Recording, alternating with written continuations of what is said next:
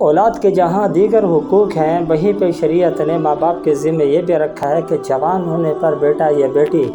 اس کو فوری طور پر نکاح کے عقد کے اندر باندھ دیا جائے، اس کا نکاح کروا دیا جائے۔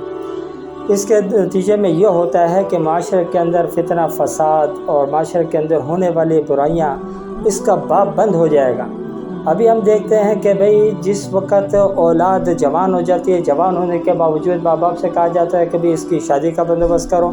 تو وہ حضرات کہتے ہیں ابھی تو اپنے قدموں پہ کھڑا نہیں ہوا، قدموں پہ کھڑا ہوگا پھر اس کے بعد کریں گے۔ اور جب پھر 35-40 سال کا ہونے کے بعد شادی کی طرف آتے ہیں تو اب وہ بیچارہ بے راہرمی کا شکار ہو کر کے حکیموں کے دروازوں پہ چکر لگا رہا ہوتا ہے، پھر ان کی جیبیں گرم کرنے کا ذریعہ بن رہا ہے۔ تو اس کا بھی ذمہ دار یہ جو نام نہاد حکیم معاشرے کے اندر بیٹھے ہوئے ہیں، اس کے بھی بہت زیادہ ذمہ دار وہ ماں باپ ہیں جو کہ اپنی اولاد